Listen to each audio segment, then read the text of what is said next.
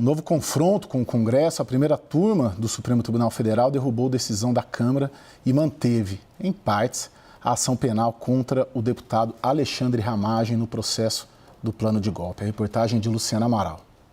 Ramagem fica liberado até o fim do mandato de responder pelos crimes de dano qualificado e deterioração de patrimônio tombado. A Procuradoria-Geral da República argumenta que esses atos aconteceram depois que ele foi diplomado deputado e, por isso, as ações devem ser suspensas. Por outro lado, continuam a correr normalmente os processos por abolição violenta do Estado Democrático de Direito, golpe de Estado e organização criminosa. O entendimento da primeira turma do Supremo confronta uma decisão do plenário da Câmara da última quarta-feira. A maioria dos deputados tinha aprovado a suspensão de toda a ação penal contra o ex-diretor da ABIN no inquérito do plano de golpe. Deputados governistas viram na decisão dos colegas uma manobra inconstitucional de anistia, além de uma brecha para beneficiar o ex-presidente Jair Bolsonaro e outros réus pela tentativa de golpe. Também reclamaram da velocidade com que o assunto foi tocado na Câmara, com a permissão do presidente da Casa, Hugo Mota. A base do governo avalia que o movimento foi perigoso. O cálculo é de que o Mota jogou contra o Planalto ao pautar a ação para livrar Ramagem com tanta rapidez. A atitude do presidente da Câmara foi considerada lamentável pelo grupo, que lembrou da pressão que os bolsonaristas ainda fazem pela aprovação do projeto da anistia. Dos 315 deputados que aprovaram a decisão pró-Ramagem, 197 são de partidos da base aliada de Lula, cerca de 63% dos votos. Juscelino Filho, ministro das Comunicações de Lula até o mês passado, foi um dos que votaram a favor. A oposição estuda como dar uma resposta ao Supremo. Há quem defenda que Hugo Mota simplesmente não acate a decisão da primeira turma, ao estilo de Renan Calheiros, quando presidente do Senado em 2016. Calheiros não cumpriu uma liminar do STF pedindo que ele fosse afastado da presidência do Congresso. Também nesta sexta, a primeira turma do STF formou maioria para condenar a deputada Carla Zambelli a 10 anos de prisão por invasão dos sistemas do Conselho Nacional de Justiça e inserção de documentos falsos. Zambelli perdeu espaço e se tornou uma espécie de persona não grata na oposição desde o episódio em que apontou uma arma para um homem no meio da rua, na véspera do segundo turno da eleição presidencial de 2022. No PL, o discurso é de que, se tiver como, a ordem é tentar defendê-la. Cristiano Noronha, qual foi a jogada do Congresso em aprovar algo sabidamente inconstitucional e natimorto, juridicamente? Bom, Caio, em primeiro lugar, não tem uma relação entre se é governo ou oposição, né?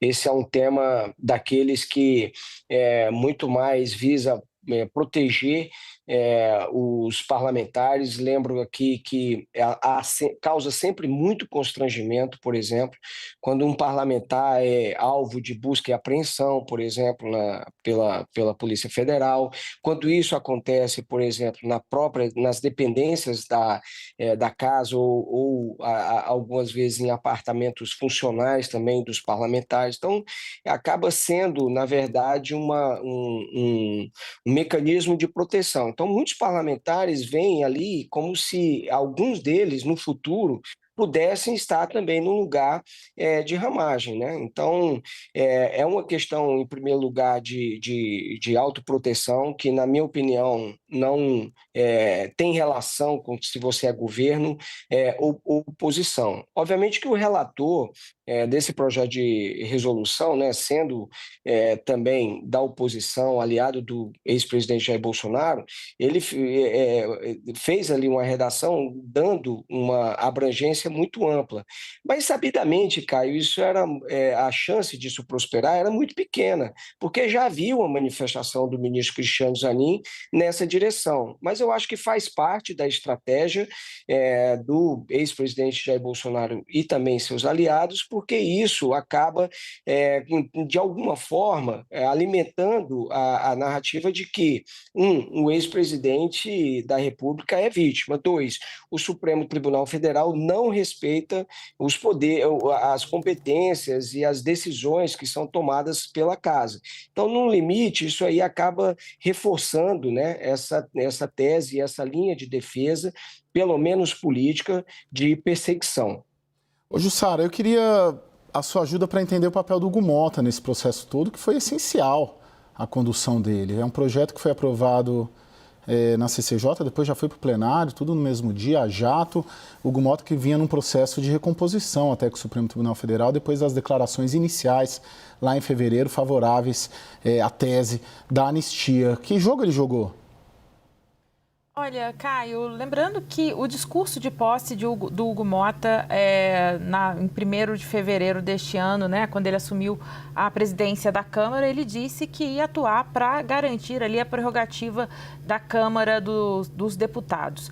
Como o Cristiano Noronha citou, há um incômodo que vem crescendo ali. A gente vai citar ali alguns. Por exemplo, o Noronha citou a questão das buscas e apreensões em gabinetes, que era algo que já vinha incomodando bastante. Tem, em relação ao Supremo Tribunal, um incômodo muito grande também com a questão das emendas parlamentares.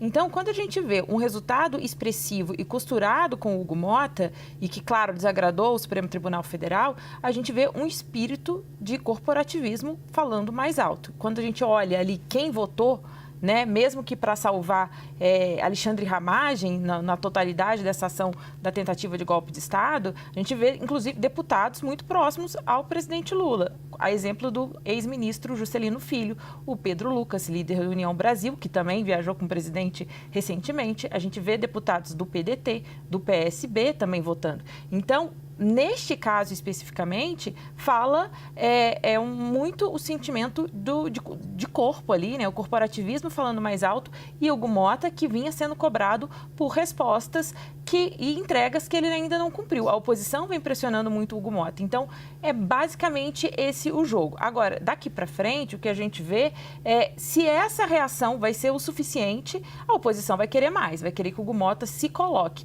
Mas agora precisa entender se ele vai ter ali essa experiência, a exemplo do que teve Renan Calheiros no passado, na presidência do Senado, de peitar uma decisão do Supremo Tribunal Federal. Cristiano, eu estava olhando um pouco, lendo ali por cima os votos dos ministros na primeira turma, e me chamou a atenção o voto do Flávio Dino, porque ele coloca lá uma posição que me pareceu bastante política, que ele diz assim: não dá para um poder da República querer fazer tudo, legislar sobre o que faz o STF, se apoderar do orçamento, executar o orçamento, já sem dar explicações de onde vai o dinheiro. Quer dizer, eu estou fazendo aqui uma interpretação com as minhas palavras. Mas, claramente, ele aproveita esse caso para chamar a atenção para outras coisas, inclusive para as emendas parlamentares, que é a briga dele, né, que ele comprou com o Congresso Nacional. Eu queria te ouvir sobre, assim, onde é que você enxerga a escalada de uma crise constitucional, de uma crise institucional, ou uma renovação dessa crise institucional entre os dois poderes? Olha, Thaís, a tendência é de que a gente siga vamos dizer assim, numa tensão que ela não vai cessar. A própria, imagine você, por exemplo, quando o Supremo Tribunal Federal concluir o julgamento e, obviamente que a defesa, sempre há, né, aquela máxima de que todos terão direito à ampla defesa, mas quando a gente olha já o posicionamento, até os ministros ali já proferindo os votos quanto à aceitação da denúncia, é muito claro que eles que já tem uma posição muito formada, até nas condenações do pessoal dos envolvidos lá nos atos de 8 de janeiro, em entrevista que vários ministros do Supremo Tribunal Federal dão, né, em relação a isso, e é uma crítica também, essa que o ministro Flávio Dino fez ao Congresso Nacional, é uma crítica também que o Congresso Nacional faz em relação ao Supremo Tribunal Federal. Então, essa tensão toda, eu não vejo, Thaís, uma redução.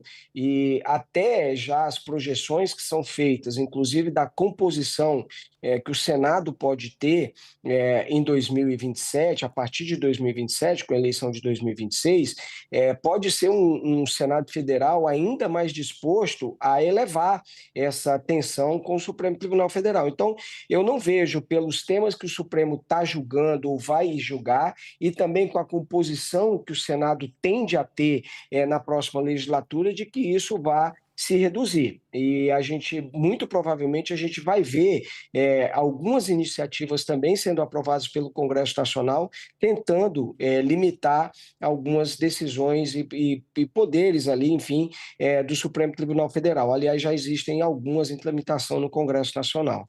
Ô, Jussara, de certa maneira, a gente olhou bastante o olhar bolsonarista, vamos dizer assim, por ser o Alexandre Ramagem, o beneficiado, né, dessa ação toda, mas ela poderia eventualmente criar um precedente, e a charada pode estar aí também, né? O X da questão, de que abriria um precedente para salvar parlamentares do próprio Centrão, que estão sendo, inclusive, alvo de investigações nos inquéritos tocados pelo Supremo por corrupção com emendas parlamentares. Será que é por aí a saída para a gente compreender tudo o que aconteceu? Uma aliança para uma autoblindagem mesmo, contra todo tipo de processo, não só os referentes à trama golpista?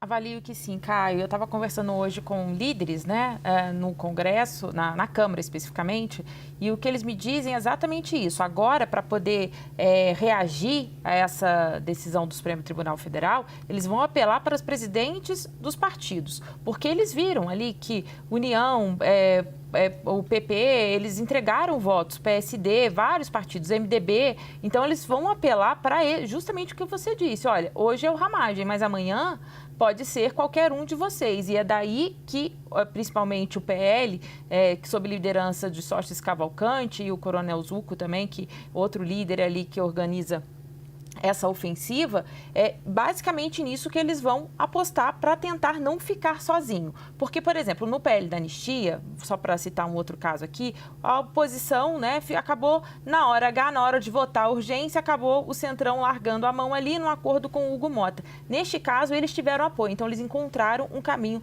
para ter esse apoio. Estava conversando com um líder importante hoje à tarde, eles disseram o seguinte, ele me disse o seguinte, que é preciso fazer um trabalho pedagógico e de longo prazo, porque eles falam, olha, se a gente for olhar esse avanço, que eles consideram um avanço do Supremo Tribunal Federal sobre as prerrogativas da Câmara, ele vem de muito tempo. Na verdade, não apenas sobre o Congresso, mas também em relação a atos do governo executivo, né, atos do executivo. Então, o que eles observam é o seguinte, foi um longo período até chegar aqui. Agora é preciso também construir essa reação, que também deve demorar bastante tempo e não dá para ser agora. Isso foi a primeira reação da Câmara. Eles disseram que é um evento, é uma reação pedagógica e é preciso ser resistente para outras, para assim reacomodar os poderes, cada um ali dentro do seu quadrado. Mas é uma batalha longa, concordo com o Cristiano Noronha. A gente vai ver muito disso ainda, porque a sensação que a gente tem aqui é que recados de todos os lados vêm em relação a essa disputa aqui na Praça dos Três Poderes. O Cristiano, para finalizar esse bloco, a tendência é de piora, né? Ou você vê alguma possibilidade de um armistício, por exemplo, nesse debate sobre redução de penas para os investigados, ou não? A tendência é só escalar. Caio, a tendência é essa, porque não agrada ao grupo do ex-presidente Jair Bolsonaro essa questão de redução de pena. Então, a defesa é pela anistia. E essas decisões, esses acontecimentos que vão acontecendo antes até mesmo do julgamento, como, por exemplo, essa votação desse projeto de resolução, e daí o Supremo Tribunal Federal dizendo que isso é inconstitucional, que só vai... Isso vai escalando essa crise, vai escalando essa tensão entre os poderes. Então, eu não vejo... É óbvio que a gente pode ter momentos que vai ter talvez menos tensão e momentos que vai ter mais tensão. Mas a linha, se a gente tem que tratar uma tendência, a tendência é de alta, Caio. E eu acho que a minha avaliação é que, como eu disse, na eleição do Senado, se vier um perfil mais ali de centro, de centro-direita, aliados ao ex-presidente Jair Bolsonaro, esses embates tendem a continuar. E obviamente, lembrando, né, que compete ao Senado, por exemplo, impeachment de ministros do Supremo Tribunal Federal. Então, eu acho que a gente está numa escalada onde eu não descartaria, eventualmente, a depender da composição futura do Senado, que isso venha a acontecer. Exatamente, porque na cabeça da política a única solução para frear o Supremo é um ministro do Supremo empichado. É tudo que a gente ouve e a formação, inclusive, das chapas para 2027, 2026, para a legislatura 27, é exatamente nesse sentido.